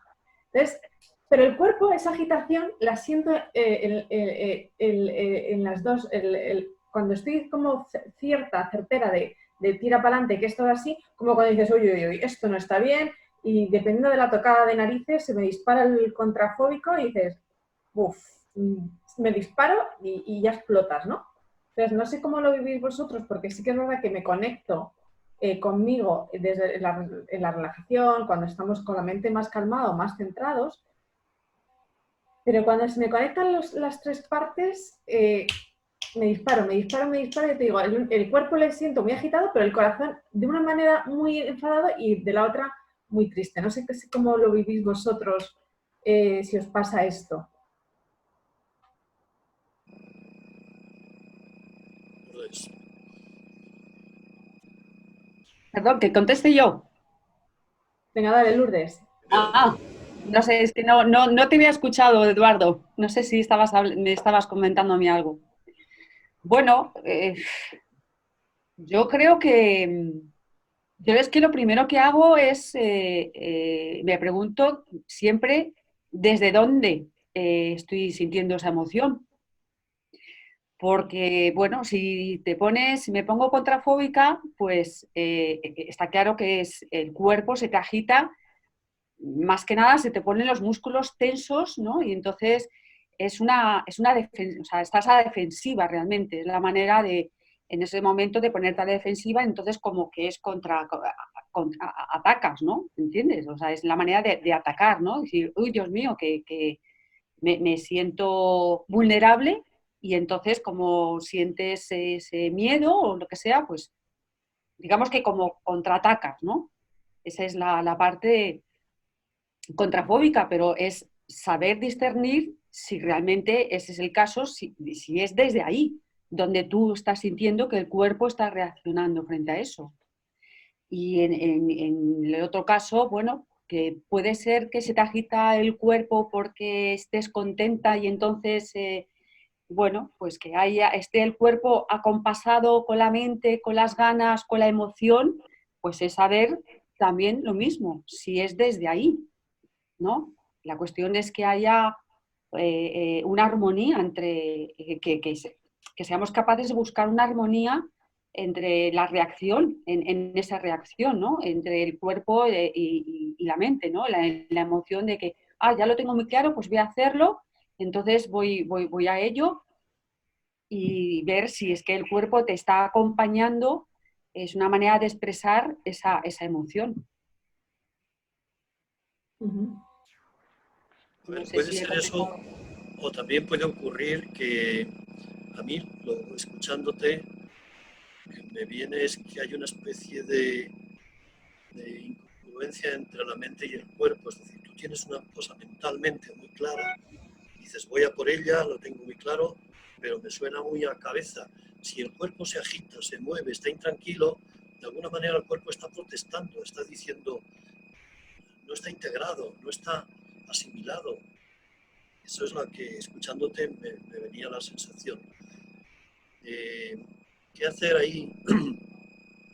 Una frase que utilizo de focusing es paséatelo por el cuerpo. Es decir, esa decisión que has tomado, esa mente, ese problema, eso que tienes en la cabeza, eso, una vez más, respíralo, paséatelo por el cuerpo, paséatelo por la emoción, por el corazón, trata de sentirlo, a ver qué te dice tu corazón de eso que piensas, qué te dice tu cuerpo. Si el cuerpo se agita de alguna manera, para mí es un síntoma de que no está muy de acuerdo, no está muy asumido, quizá con esa decisión. No quiere decir que sea buena o mala, sino que no está asumida globalmente. Entonces, digamos, la propuesta sería esa, paséatelo por el cuerpo y a ver, la mente es mucho más rápida que el cuerpo, el trabajo corporal, esta dificultad que tiene. La mente pensamos una cosa y automáticamente va acelerado nuestro pensamiento muy rápido, ¿no? El cuerpo es muy lento. Si nos preguntamos qué sensación global tengo de mi trabajo, sensación corporal, el cuerpo tarda, qué sensación hay que darle tiempo. Mi propuesta entonces sería esa. Paséate por el cuerpo con la respiración y por el corazón esa idea, esa decisión que has tomado mentalmente y espera, y espera. Espera, ¿qué quiere decir?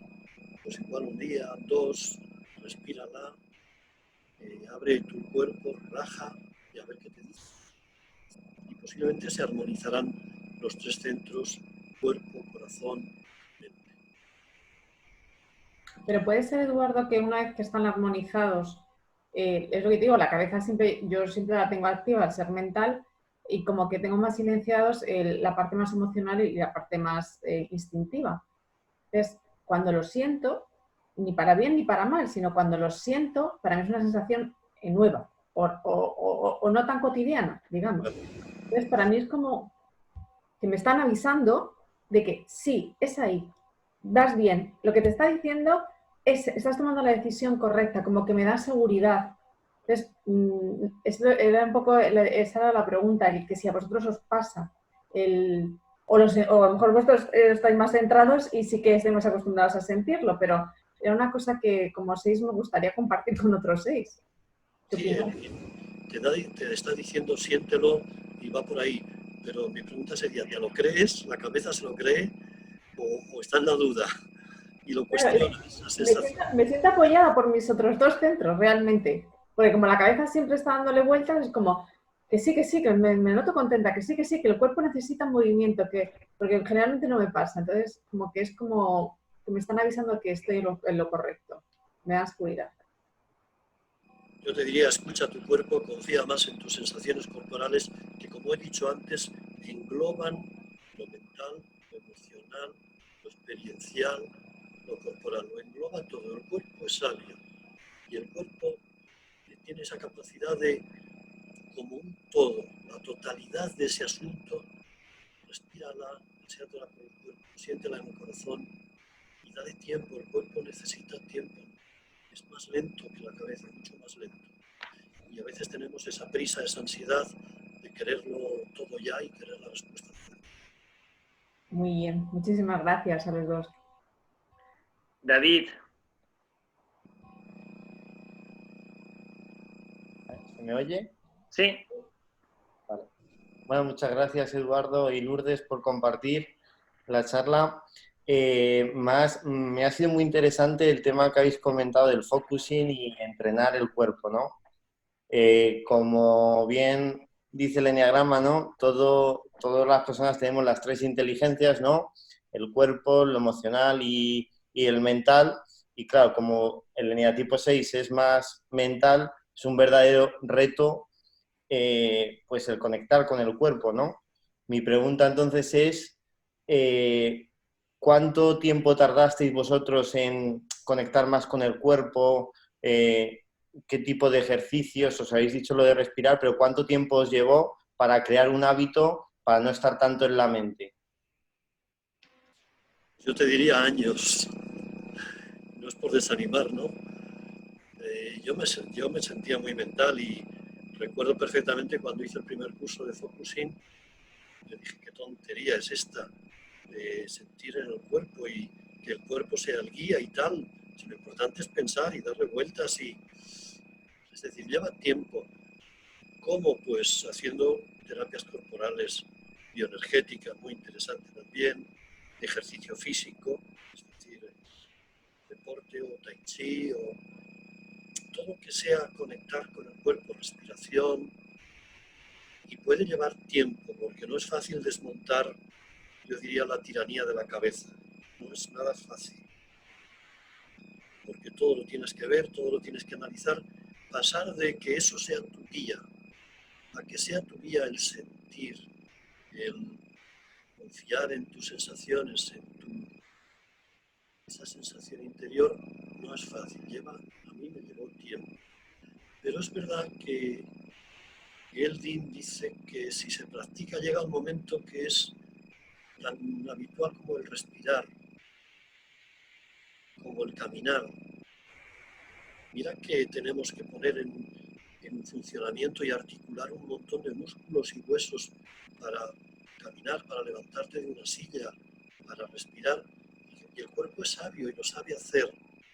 lo sabe hacer automáticamente, pues llegar un momento en que ante un problema, ante una situación, ante una toma de decisiones, varias respiraciones profundas, relajar el cuerpo, escuchar tu interior, hay algo ahí que surge, saber escucharlo, saber leerlo y fiarte de ello. El gran paso es dejar de, como digo, de que la cabeza sea el guía, que sea la sensación corporal. Lleva tiempo, pero entiendo que puede hacerse y es muy libertador. Y es muy libertador y muy enriquecedor para todos. Yo diría mucho más para los mentales, evidentemente, porque somos esclavos de la razón. Yo os invitaría, como os he dicho antes, además del eneagrama, explorar otras técnicas, energética, focus y todo lo que tenga que ver con el cuerpo, me parece fundamental. De hecho, la experiencia en terapia es cuando metes el cuerpo en la terapia, el paciente, me refiero, los avances en la terapia son mucho más rápidos. Que solo el psicoanálisis, como sabéis, pues hay gente que se tira haciendo psicoanálisis 10, 15 años, porque es muy mental, todo es mental. La asociación de ideas, análisis de los sueños, la asociación libre, etc. Ahora, en la Gestalt, por ejemplo, en la bioenergética, metes el cuerpo y los avances en el crecimiento personal son muchísimo más rápidos. El cuerpo es un gran sabio, el cuerpo, el organismo. Claro, si entendemos cuerpo como máquina de músculos y órganos, pues no. Cuerpo como vida que engloba todo. Muchas gracias. A mí me llevó bastante tiempo, pero unos cuantos añitos. Es decir, cuando esto va un poco por fases, lo menos yo lo viví así. Entonces, cuando llegas a la fase de decir, bueno, pero es que realmente yo me he pasado toda la vida en mi cabeza, ¿no? Y empiezas a ver el mundo de otra manera, en el sentido de que no todo tiene que ser lógico, no todo tiene que ser coherente siempre, no todo siempre hay que darle la mayor prioridad absolutamente la cabeza, a lo que pienso, no. Es decir, cuando empiezas a querer darte cuenta de que tienes un cuerpo y que el cuerpo también te puede hablar, ahí es donde cambias, ¿no? O sea, ahí vas como a otra fase a decir, bueno, pues es que no solamente soy cabeza, ¿no? Sino que está mi cuerpo, que me puede hablar, que me puede decir, que se puede sentir de una manera o de otra. Y entonces fue un poco el querer meterme ahí a investigar, a ver qué es lo que sentía, a ver qué, ¿no? Porque eso me parecía como que iba a ser, o sea, iba a conseguir ser como un ser más completo, o sea, mucho más realista, por así decirlo, ¿no? O sea, sentirme más completa. Pero sí se tardan, porque la cabeza del 6 sobre todo siempre vive en la cabeza, en su lógica, en buscar respuestas constantemente. Esto pasa por esto, aquello pasa por lo de más allá, para que luego, o sea, es como si en tu cabeza tuvieras un armario donde esta pieza va aquí, esta allá. Claro, así nunca incorporas al cuerpo en la vida, porque parece que no tiene importancia. Y un día te das cuenta de que claro que tiene importancia, que el cuerpo también tiene muchas cosas que decir, ¿no? De hecho, la neurociencia ha avanzado muchísimo en eso, en la comunicación que hay constantemente entre el cerebro y el corazón y el intestino, ¿no? Que le llaman el segundo cerebro. Entonces, y esto me parece un gran avance, ¿no? Y que nos puede decir mucho, sobre todo a los mentales. ¿Por qué no hacernos más completos e incorporar todo? Y es buscar las técnicas, ¿no? Para la técnica que mejor te pueda ir, claro. Yo, por ejemplo, el teatro, a mí, que me encanta el teatro, a mí me ha ayudado muchísimo a incorporar el cuerpo, complementarlo con mi mente, ¿no? El poder expresar emociones en un momento determinado, eso es muy liberador, ¿no? Esa es mi experiencia, bueno, cada uno tiene que buscar la suya. Eduardo y Lourdes, empezáis a tener piropos en el chat por si le queréis echar un vistazo, ¿vale? Mientras hablamos. No sé si tenemos alguna pregunta más. Gracias, David, por la tuya. Gracias. Adrián levanta un dedito por ahí. Ay, Adrián no quiere levantar el dedito en donde hay que levantarlo. Venga. Vamos a ver, yo voy a retroceder en niveles porque habéis expresado desde vuestra evolución un nivel muy bonito del 6, ¿no? Pero bajando a un nivel más bien bajo, mi experiencia con un 6 muy cercano es que cuando se focaliza en una paranoia contra una persona concreta, a lo mejor porque la quiere, pero se ha montado su película, esa víctima, entre comillas, ¿no?, le es muy difícil salir de ahí, porque cualquier explicación la aprovecha el otro para confirmar su hipótesis. Entonces no hay forma de salir cuando ya se ha montado la paranoia. Yo no sé si habéis pasado por ese tipo de experiencias antes de evolucionar, o la seguís teniendo alguna vez, o cómo se puede salir de esa focalización del 6 en negativo cuando ocurre. A cualquiera de los dos, ¿eh? Yo personalmente no he tenido esa experiencia, no puedo responderte.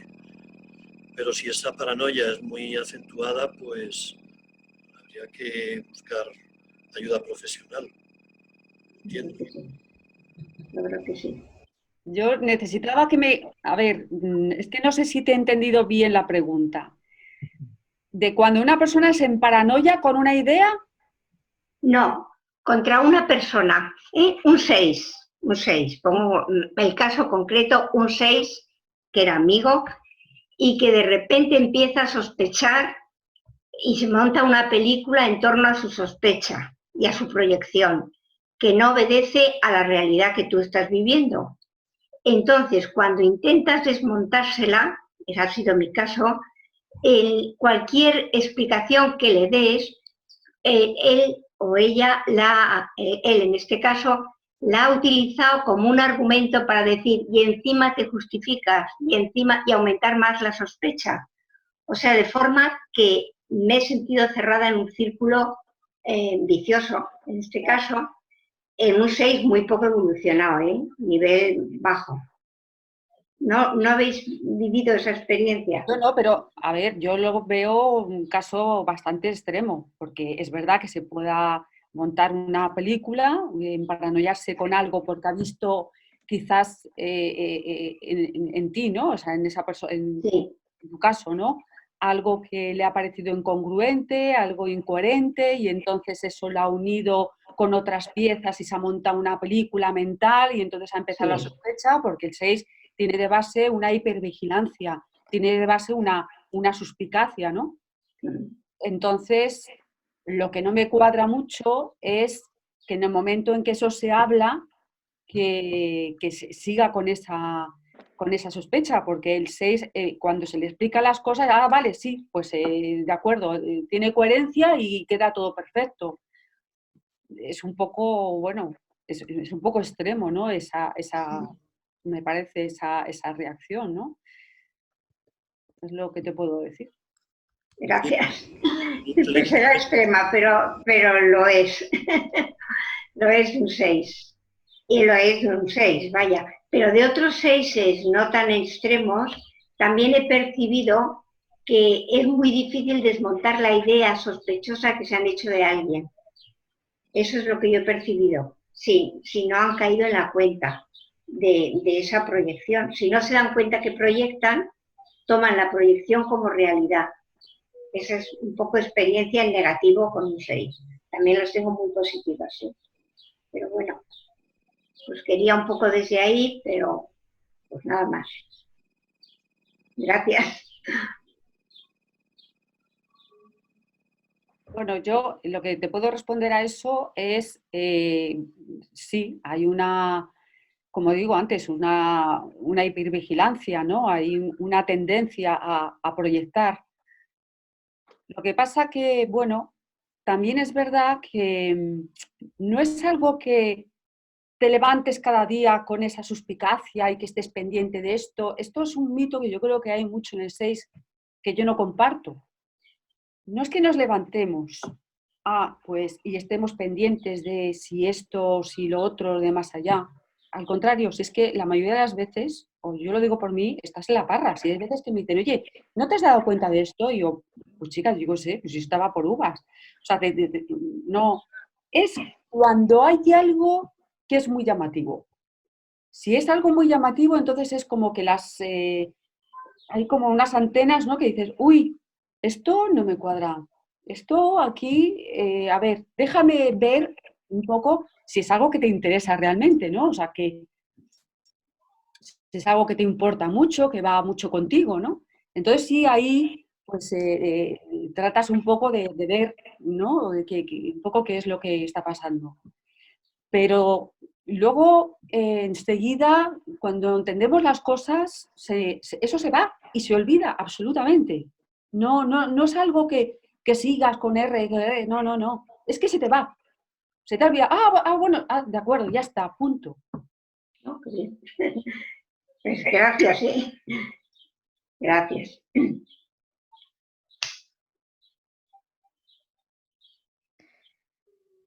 ¿Hay más preguntas? ¿No? Bueno, si no hay más preguntas, a mí lo que me gustaría es hacerle un agradecimiento enorme a Eduardo y a Lourdes. Ha sido espectacular el cariño con el que habéis hablado en algunos momentos y bueno, ahora cerrará Nelly, que es nuestra moderadora de hoy, pero yo lo que quería deciros es gracias y bueno, ojalá las personas con eneatipo 6 algún día puedan hablarse a sí mismas con el cariño con el que habéis hablado vosotros hoy. Ha sido espectacular, de verdad. Muchas gracias. Gracias. Gracias a ti Gracias a por vosotros. invitarnos. Bueno, recogiendo las palabras de Marga, efectivamente agradeceros vuestra intervención, abriros de esa manera, porque había preguntas pues también bastante íntimas, no deja de ser, ¿no? De cómo podéis trabajarlo, etc. Me quedo con un poco lo que habíais comentado, de confianza, fuerza y conectar con uno mismo. Entonces, bueno, para eso está el eneagrama, para eso está también el trabajo del desarrollo personal y de seguir creciendo y mejorando en nuestro día a día, en ese 1% de cambio. Simplemente recordaros que el Día Mundial del Eneagrama es el 30 de mayo. Va a ser un pelotazo, con lo cual yo me iría agenciando una plaza, ¿eh? No digo más. Y con esto y un bizcocho, yo creo que ya podemos retirarnos y fue un auténtico placer moderar contigo, Lourdes, y contigo, Eduardo. Muchísimas gracias. Gracias a ti. Placer. La verdad es que ha sido muy enriquecedor. Hasta genial. Me mola.